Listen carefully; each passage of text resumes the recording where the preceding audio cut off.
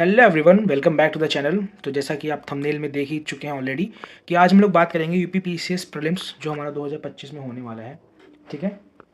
उसमें जो पॉलिटी के क्वेश्चंस आते हैं, ठीक है, वो अप्रॉक्स पॉलिटी के क्वेश्चंस हमारे आते हैं अप्रॉक्स 15 क्वेश्चंस। उनमें से 13 क्वेश्चंस को हम 10 दिन के अंदर पढ़ के कैसे सॉल्व करें। ठीक है, तो इसके ऊपर आज हमारी बात होगी, जिसमें मैं आप लोग को शेयर करूँगा इंपॉर्टेंट टॉपिक और उनकी लिस्ट कि आप कैसे ही बस इन टॉपिक्स को पढ़कर ही टोटल आप 13 क्वेश्चन आउट ऑफ 15 कर सकते हैं। और मैं तो कहूँगा कि 15 क्वेश्चन तक कर सकते हैं अगर आप अच्छे से पढ़ाई करें, सीरियसली डेडिकेटेड होके तो। ठीक है, so let's start the video कि how to score 13 out of 50 questions in Indian polity in prelims. ठीक है, टोटल टॉपिक्स में कितने के पढ़ने हैं? 16 टॉपिक्स। इन्हीं 16 टॉपिक्स हमारे 15 क्वेश्चंस आते हैं। ठीक है, और इन्हीं 16 टॉपिक्स को हमें ढंग से पढ़ना है कितने दिनों में? With in 10 days.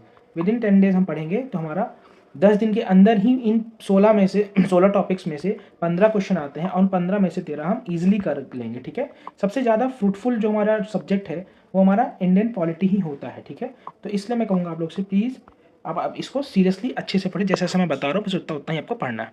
ठीक है, तो टॉपिक नंबर 1 की हम बात करेंगे। टॉपिक नंबर 1 में हमारा है background and construction constitutional making. Sorry, यहाँ पे गलत हो गया, कॉन्स्टिट्यूशनल मेकिंग होगा। ठीक है, background of constitutional making.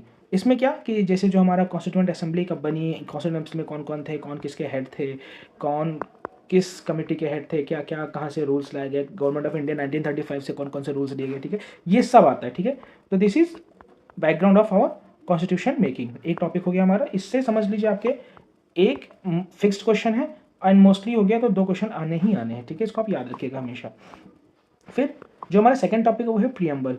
Preamble से हर साल 1 या 2 क्वेश्चन आते ही आते हैं। प्रियम्बल से क्वेश्चन क्या आएगा?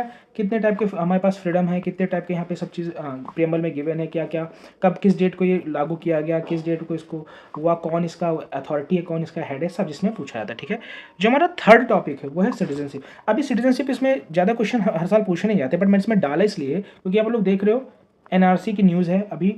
ठीक है, एंड CAA न्यूज़ में था, तो मे भी इससे क्वेश्चन पूछा जाए। ठीक है, इसलिए हम लोग इसको इंपॉर्टेंट मार्क करेंगे।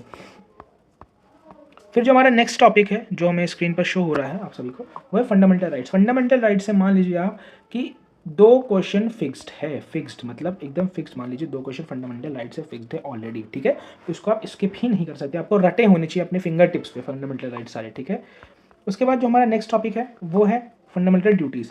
फंडामेंटल ड्यूटीज़ में कब ये लागू की गई, कौन से कॉन्स्टिट्यूशनल अमेंडमेंट से आया एंड क्या क्या है इसका बैकग्राउंड, एंड कौन कौन से फंडामेंटल ड्यूटीज़ ठीक है हमारे हैं, उस पर हम लोग फोकस करेंगे। कितने सारे हैं, कितने टाइप के हैं, इसी हमें देखना है इसको। ठीक है, एक नज़र डालेंगे आप, उसको आप पढ़ लेंगे। ठीक है, नेक्स्ट मैक्स।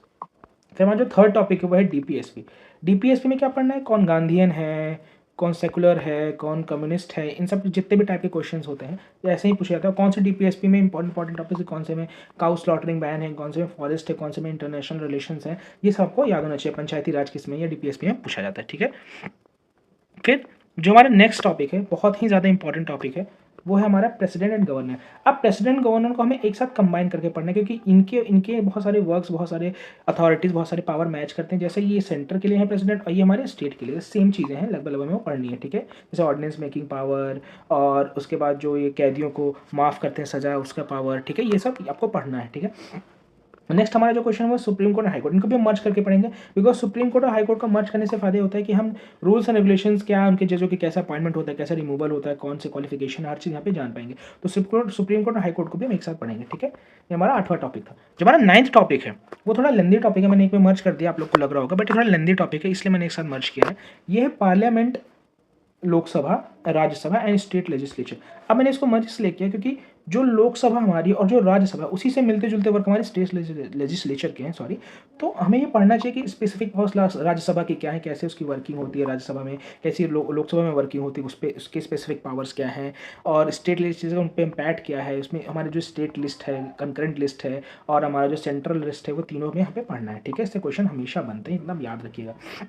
जितने भी टॉपिक मैं आपको बता रहा हूँ ये सब इंपॉर्टेंट टॉपिक्स, इनको आप स्किप ही नहीं कर सकते। ठीक है, जो 10th हमारा है वो कॉन्स्टिट्यूशनल बॉडीज और नीति आयोग। अब कॉन्स्टिट्यूशनल बॉडी से तो एक क्वेश्चन फिक्स, नीति आयोग से कभी 1-2 साल में एक बार क्वेश्चन पूछ लेता है, तो अब याद दिमाग में रखिए, एक बार उसको रेडिंग जरूर लगा लीजिएगा। कॉन्स्टिट्यूशनल बॉडी से तो एक क्वेश्चन फिक्स है, जैसे हमारा होगा नेशनल ह्यूमन राइट कमीशन, फिर हमारा इलेक्शन कमीशन एंड हमारा CAG, फिर हमारा AG, ये सब कॉन्स्टिट्यूशनल बॉडीज में आते हैं, तो हमें याद होने ही चाहिए हमारे फिंगर टिप्स पर। ठीक है, फिर जो नेक्स्ट हमारा टॉपिक है वो है पंचायती राज म्यूनसिपालिटी एंड ट्राइबल एरियाज। मैंने इसमें ट्राइबल एरियाज इसलिए जोड़ दिया क्योंकि इसमें गवर्नर के कुछ स्पेसिफिक पावर होते हैं, प्रेसिडेंट के कुछ स्पेसिफिक पावर होते हैं। म्यूनसिपालिटी में कौन कौन से होते हैं, हमारा कंटोनमेंट एरिया क्या होता है ये हमें पता होना चाहिए। पंचायती राज म्यूनसिपालिटी का 73rd and 74th amendment act जो था वो हमें पता होना चाहिए, कब आया, क्या क्या उसमें चीज़ें हैं, क्या क्या इंपॉर्टेंस है, कौन कौन सी कमिटीज़ बनी है, हमें ये पता ही होना चाहिए। तो ये हमारे इंपॉर्टेंट टॉपिक्स है, इससे 2 क्वेश्चन फिक्स मान के चलिए आप रहते ही रहते हैं, ठीक है।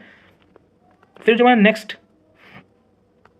टॉपिक है वो हमारा कहाँ तक हम लोग पंचायती राज म्यूनसिपालिटी ट्राइबल एरियाज तक हम लोग देख चुके थे। वो जो हमारा नेक्स्ट टॉपिक है, ठीक है, ये थोड़ा स्पेसिफिक है क्योंकि 5th and 6th schedule plus पेसा जो एक्ट है, इससे क्वेश्चन हर अल्टरनेट ईयर्स में एक पीसीएस पूछ ले रहा है, तो ये आपको माइंड में होना चाहिए, ठीक है। क्योंकि जब यूपीएससी पूछती है तो पीसीएस उससे थोड़ा कॉपी करता है, तो आपको 5th and 6th schedule plus PESA act आपको पता होना चाहिए, आप एक बार उसमें नजर डालेंगे, ठीक है। फिर जो हमारा नेक्स्ट टॉपिक है वो है हमारा इलेक्शन और पार्टीज। इलेक्शन कैसे होते हैं हमारे यहाँ, कौन कौन से टाइप ऑफ वोटिंग होती है हमारे यहाँ, और कौन कौन सी parties, state parties, regional parties, central level parties, ये हमें पता होना चाहिए। क्योंकि भी इलेक्शन का ईयर है, 2027 में भी इलेक्शन होना है, अभी इलेक्शन हुआ है एंड न्यूज़ में है, इलेक्शन कमिश्नर न्यूज़ में है, तो ये आपको पता ही होना चाहिए, ठीक है। फिर हमारा नेक्स्ट है लैंग्वेजेस, लाइक हमारे जो शेड्यूल लैंग्वेजेस हमारे कितने ऑफिशियल लैंग्वेज है, कौन से नॉन ऑफिशियल लैंग्वेज है, किस ईयर में कौन से लैंग्वेज को ऐड किया गया हमारे कॉन्स्टिट्यूशन में अमेंडमेंट करके, वो सब आपको पता होना चाहिए। इंपॉर्टेंट क्वेश्चन है, एक क्वेश्चन जरूर यहाँ से आएगा, इतना भी याद रखिएगा। क्योंकि अभी आप लोग देख रहे हैं कि हिंदी, जैसे कि अभी न्यूज़ देख रहे होंगे, हिंदी वर्सेस तमिल जो स्टैलिन वाला केस चल रहा है, जिसमें उन्होंने रुपए का साइन चेंज कर दिया है, वो सब केस चल रहा है, तो इस पर क्वेश्चन बनता है। और इसी के साथ लैंग्वेज के बेसिस पे कौन से स्टेट और रीऑर्गेनाइज्ड हुए हैं, कौन से स्टेट लैंग्वेज के बेसिस पे बने हैं, ये भी आप एक बार नजर डाल लीजिएगा कौन से ईयर में बने हुए हैं, ठीक है। फिर जो नेक्स्ट क्वेश्चन हमारा जो लास्ट टॉपिक है वो है अमेंडमेंट्स एंड एंटी डिफेक्शन। अब अमेंडमेंट्स अभी तक जितने सारे हुए हैं वो आपको एक बार ना आफ्टर 73rd एंड 74 आपको तो कंप्लीटली याद होना चाहिए। 73rd के पहले आपको पता होना चाहिए कि किस बेसिस से कौन सा अमेंडमेंट हुआ। एंड जैसे कि भी अमेंडमेंट इसलिए बोला क्योंकि भी क्वेश्चन आया था जिसमें आप लोगों ने देखा होगा कि जैसे कि 9th शेड्यूल में जो अमेंडमेंट हुआ उसके बारे में क्वेश्चन पूछ लिया, ठीक है। सेकुलरिज्म के ऊपर क्वेश्चन पूछ लिया, कब ऐड करके डालेगा, तो अमेंडमेंट आपको पता ही होना चाहिए, ठीक है। नेक्स्ट हमारा है एंटी डिफेक्शन। एंटी डिफेक्शन फिर वही इलेक्शन न्यूज़ में, तो आपको पता होना चाहिए कौन सा। अभी नीतीश जी हमारे इधर उधर डोल रहे, इधर उधर घूम रहे हैं कि कहीं भी जा सकते हैं, सरकार गिर सकती है क्योंकि सरकार के पास बहुमत नहीं है। तो एंटी डिफेक्शन बहुत इंपॉर्टेंट हो जाता है, पढ़ने से क्वेश्चन बनना ही बनना है, ठीक है।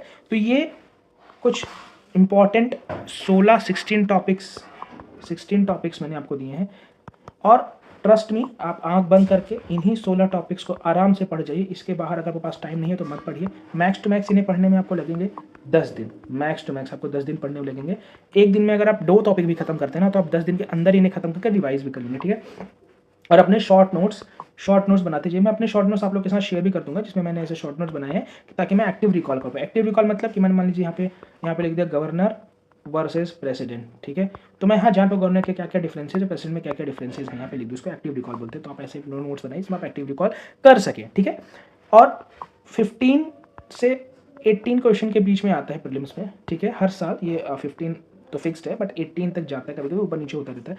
तो मैं आपको गारंटी देता हूँ अगर 15 क्वेश्चन आते हैं तो आप 13, मैं तो कहता हूँ 15 तक इन्हीं टॉपिक से कर सकते हैं। बट अगर 18 आते हैं तो आप 15 to 16 क्वेश्चन ईजिली इन्हीं टॉपिक से कर ले जाएंगे। बट आप प्लीज़, एक रिक्वेस्ट रहेगी आप लोग से, प्लीज़ कोई चीटिंग मत करिएगा। जो मैंने टॉपिक बताया वो आपको रटे होने चाहिए, टोटली आपके फिंगर टिप्स पे होने चाहिए, तभी जाके आप ये जो मैंने बोला है 15 में से आप 13 to 14 क्वेश्चन इजीली कर लोगे, ठीक है। तो बस इस वीडियो में इतना था। नेक्स्ट डे मैं अलग सब्जेक्ट की वीडियो बनाऊंगा, इंपॉर्टेंट टॉपिक्स आपको दे दूंगा। ट्रस्ट करिए, बड़े भाई की तरह माने, छोटे भाई की तरह माने, कलीग की तरह माने, इतना पढ़ लीजिए, मैं गारंटी लेता हूँ प्रीलिम्स सबका निकल जाएगा, ठीक है। तो मिलते हैं नेक्स्ट वीडियो में, तब तक के लिए जय हिंद, बाय बाय।